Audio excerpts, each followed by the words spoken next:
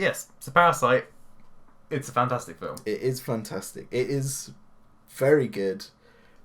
But when I came out of it, it was like, I know this is good, but it's very hard to put into words why. Yes. That's the thing. Because I remember I tried to describe it to you after I came out of it. I was feeling like you're being held by a comfortable pair of hands.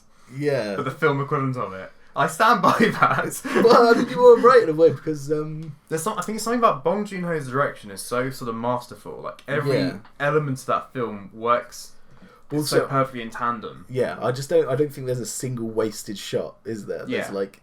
Every element comes back in some way. Yeah. Every element has a purpose. And like the window, so right. Like, you know, they're like, oh, close the windows. You should always close the windows. And he's like, when they're fumigating... And he's like, we're not going to close the windows because, free bug, because, you know, they're that poor. And like, that's showing them how poor they are. Yeah. But also it's like showing how dangerous it is to then leave the windows in, like, open. Exactly. Leave the windows in. But that bit with the flood, I think, was one of the best bits because it's so well done, like, so allegorical. Do you know what I mean? Like... them just going down, constantly going down, the steps going down, and also like being lost in their own filth in the when their toilet floods, and it's just this absolute. Literally, they've gone from the highest possible place where the rain doesn't matter, and they descend through the city, becoming more and more drenched in rain. But they go from being, you know, in the nice house where they're completely dry, just watching the rain outside, and they're like, "Oh, isn't it interesting?" To walking down the steps, you know, there's the shot of the. I can't remember what the boy, the character. Yeah, I can't remember his name either. But he's there and he looks at his shoes just absolutely soaked, and the water is just pouring down behind him. He's like, "Oh, I've still got so far to go," and he's just walking. I just thought that bit, it's like the descent from the ivory tower. The camera movement as well is amazing until they just become to their house, which is just flooded and just tiny and trashed, and it's just like that's such a good metaphor for basically the whole film. And on a similar level, there was an interview of Bong Joon-ho where he discussed the idea of the architecture. So, like, you know, the rich house is raised. It's, you know, you have to go up steps to get to it. It's on a hill, while the other one is subterranean. It's literally it's an underground apartment. So it's literally the idea of them. And with the parasite metaphor, it's these insects that come out from underneath the ground and rise up. That is actually really good. Yeah, I just really like. I mean, you could argue that it's over the top, but I don't think it really is, of how much it hammers home the difference between them.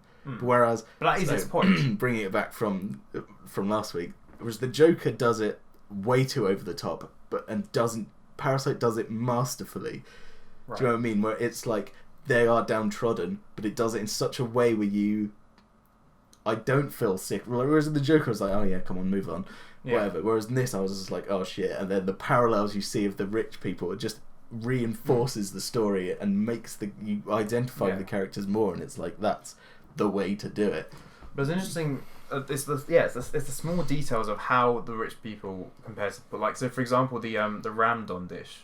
Yes. Which I've done some research into because I quite like instant noodles. Do you know, I only saw this, but I know exactly what you're going to say. Oh, indeed. And I know this because Binging with Babish said it. Okay. You know exactly what I'm going to say. Okay. I know exactly what you're going to say. Really? That's yeah, right. Okay, go on. Right, so this is a famous dish in North Korea. It's a comfort food, basically mixing... North Korea?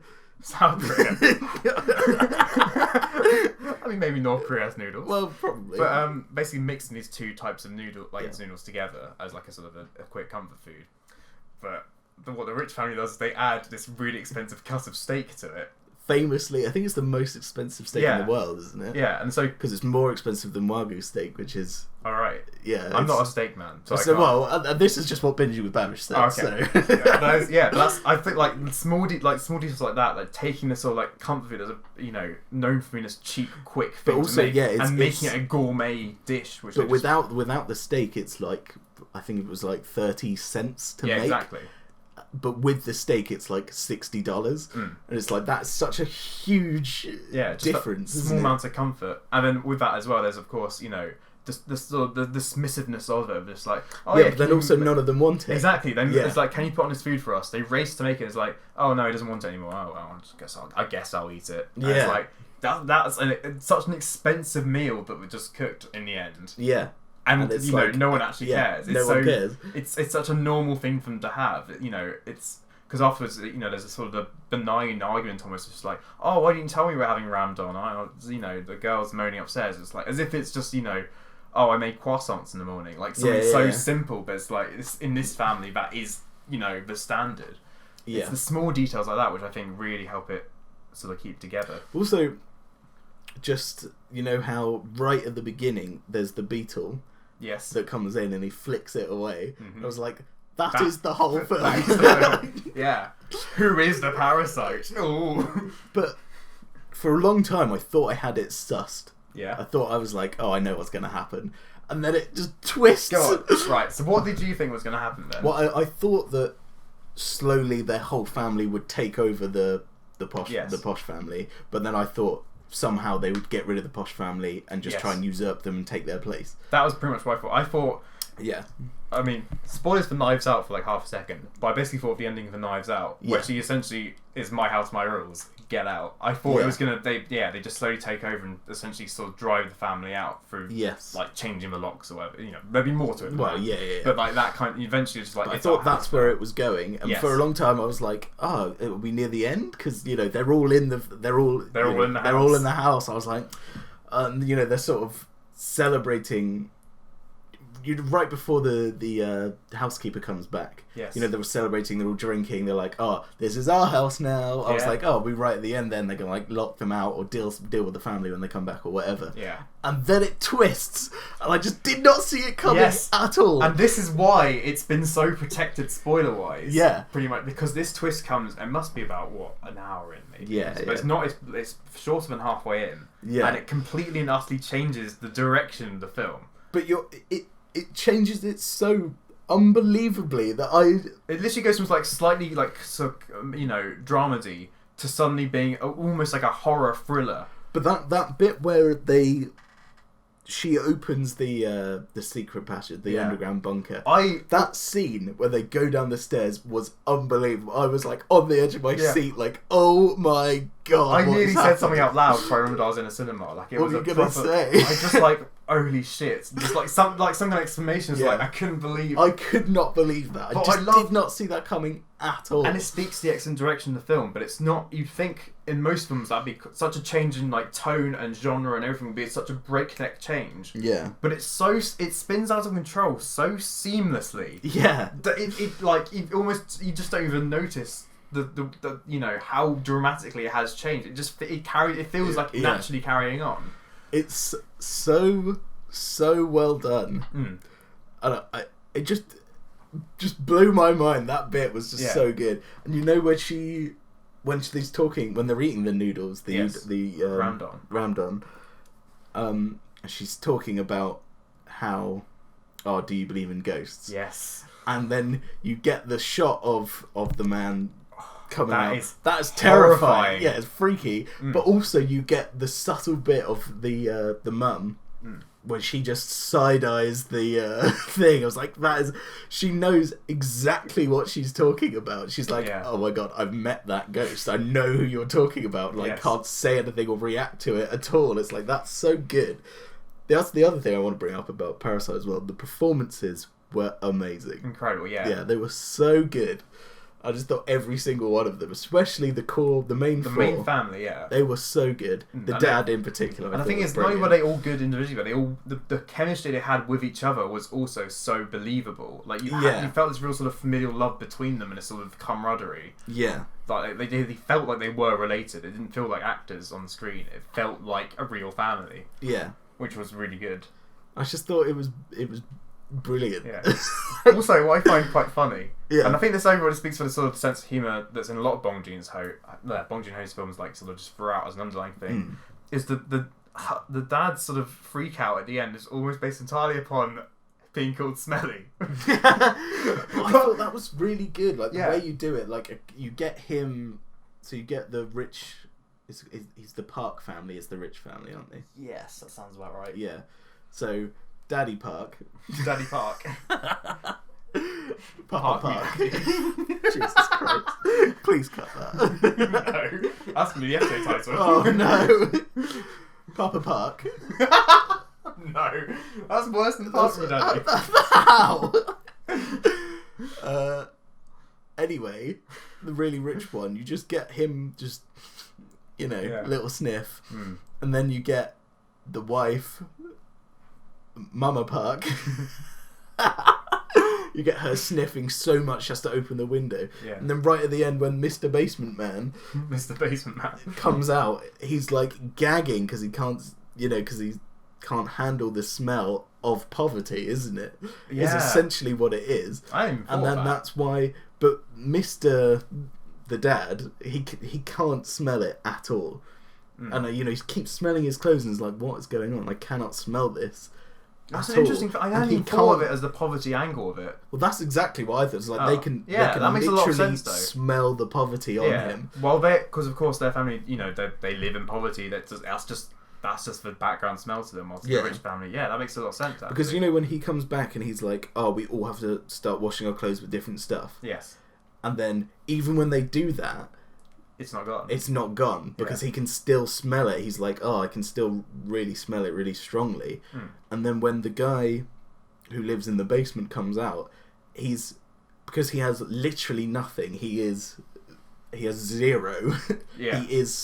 The poverty stinks so much on him that it overwhelms the Mr. Park so much that he can't handle it. He's like gagging, isn't he? And then the dad still can't smell it, and I thought that's why he then snaps. Yeah. Do you know what I mean? Like, 'cause he's like, he sees him smelling and being like, oh my god, this is disgusting, I can't handle this. Which is why then the dad is just like, no, you're going down. What I didn't really get was why. I mean, I do get it because they sort of built up to it, but why he ran away at the end. Why he ran away? The dad. Oh, what, meant hid in the house? Yeah. I mean, I think he's the only one of the family who'd actually committed a murder there, so he had to go into hiding. Do you think that was his thinking? Because I thought he was running away to protect himself, because Yeah, that's what I mean. Well, yeah, but when they're all drinking and that. Right. But I thought you mean he's doing that to protect his family, not to protect himself. Oh no, I think it's literally just like. But you could argue either way, couldn't you? So what's your version of it? Well, because when they're all drinking before the housekeeper comes, and their family's getting drunk, and the Park family's gone on holiday or whatever, they're like, the mum says to him, "Oh, if we ever get in trouble, he just runs away like a cockroach." Oh yeah, okay. So I thought, oh, cockroach, parasite, he's just running away. Yeah. But then you could also argue that because he's stabbed Mr. Park, he's like, oh, the only way to protect my family is if I leave. So you could argue it either way, couldn't you? It's a selfish but selfless action at the same time. I saw it as selfish of just simply like, I've committed a murder, I don't care about my family's safety, I don't want to be with them because they'll face the consequences, but like if we're together kind of thing. But initially I thought it was like that. Okay. But then I thought, actually, because he's obviously a smart man, isn't he? I thought maybe he's done the thing where he's like, oh, a smart man but easily clouded by anger. Yeah. But also greed as well, I think. Yeah. But I think he thought, if I can run away, I can protect my family from any consequences, because they can just blame everything on me, and then I can leave and they'll be fine. So this is the other thing I like about the film, is without being particularly artistic or like, pretentious or anything, it's still very much open to interpretation. And there's a lot of ways between us, like we're finding so many other ways we can interpret the film of what seems like a relatively like, on the surface, just like, it's a drama. There's no like weird, I also, just quickly, because we're running out of time. Yeah. I think there's so much of it, so much symbolism and just brilliance in that film that it's absolutely deserving of Best Picture, isn't it? Yeah, and I think the other good thing I like about it is that because it's had this Oscar sort of appreciation, it's weird to won the Best Picture and it's the first one to do so. It's made it's caused a lot of mainstream attention, and there's a lot of people. But a lot of people going to see it would not have seen it otherwise. Yeah, and I think that's because there's always been sort of this stumbling block of subtitled films is that most mainstream audiences don't want to read subtitles, and therefore just don't watch so many incredible films.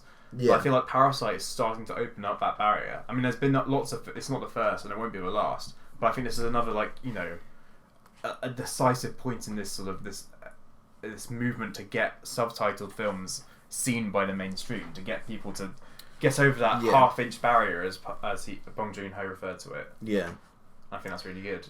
Yes. So, what do you think?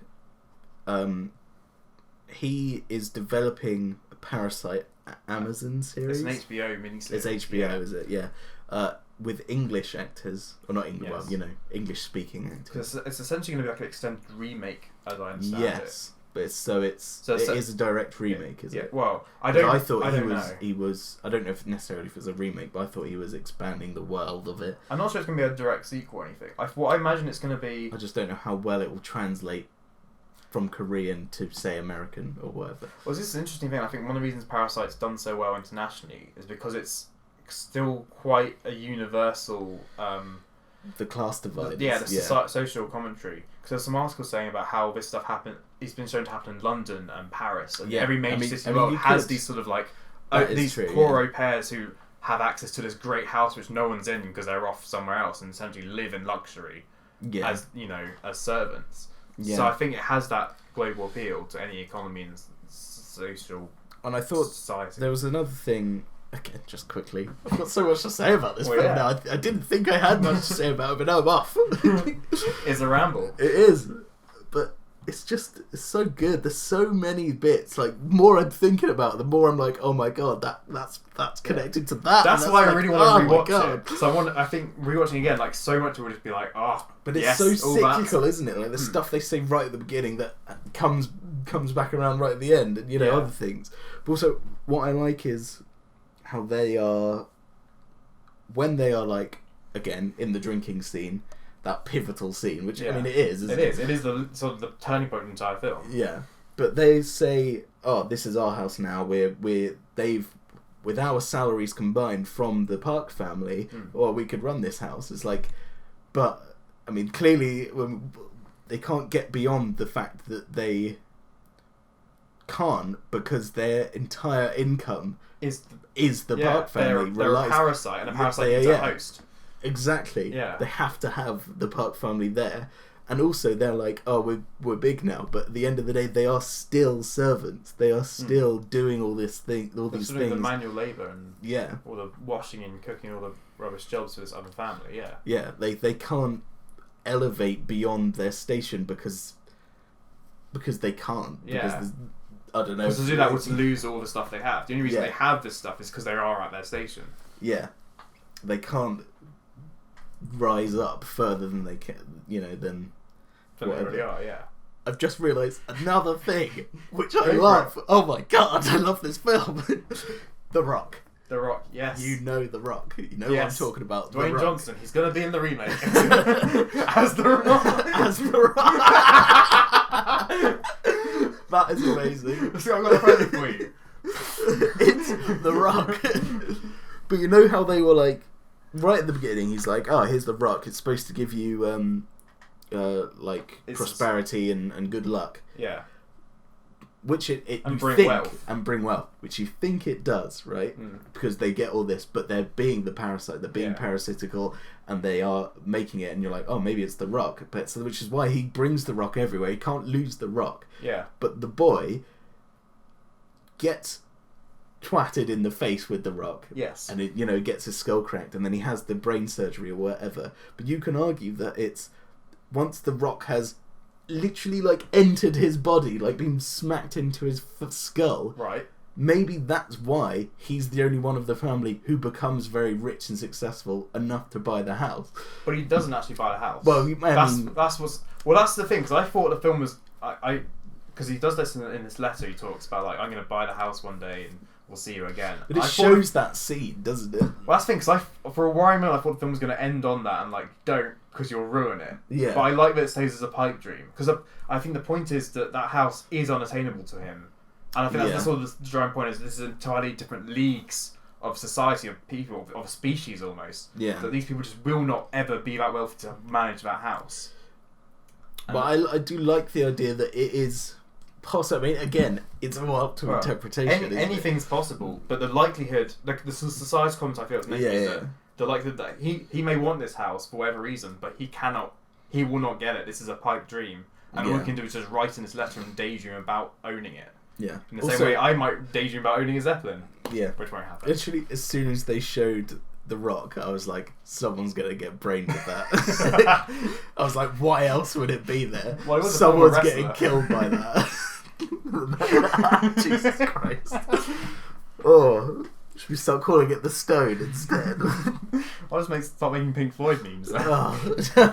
But anyway, you're starting to ask questions about the HBO series at one point. I don't think you quite got to the question. Oh yeah, I was like, well, what do you think of that? Do you think it will ruin it? Do you think it will... I don't think it will ruin it. What I mean... It's still directed by... that's the thing. I think if it didn't have Bong Joon-ho involved, I think then it would be terrible. Yeah. But I think the fact he's in it, and the thing he's directed the English language quite often, like The Host and Snowpiercer and Okja. Oh no, sorry, not The Host. Snowpiercer and Okja certainly were English language. Yeah. So he's fine doing that, and I think I don't think it will replace the original one. Who knows how good it will be? But I think firstly it will help make that that jump for people to bring cinema from foreign cinema to like more mainstream masses. What interests me is how much can it improve on it. I think obviously it can expand on it, but will it improve on it? Like there's this big argument that the reason you remake something is to improve it. If it failed, you want to remake it. Well, that's so the it's philosophy, better. but never gets followed. But well, I think Parasite's such a high watermark to follow. The likelihood is no, but I think it will supplement it. I think the main thing is for an English audience. Yeah, so I think maybe there'll be more. I mean, obviously this is dependent on how much Bong Joon-ho writes it, because he'll probably still be basing it off like Korean sensibilities. But then maybe there'll be more American inflections to sort of make it, have more of a connection with American society. But I think in general the main thing we'll do is we'll take this extra runtime to expand on the content. We'll see more detail. We'll see more interaction with the family. It will build slower. Yeah. And we'll see this problem, the same story and problem occur and evolve over a longer period of time. I think is the main thing. Okay. But yeah, I think a supplement to, but not replacing it is how it will go down probably.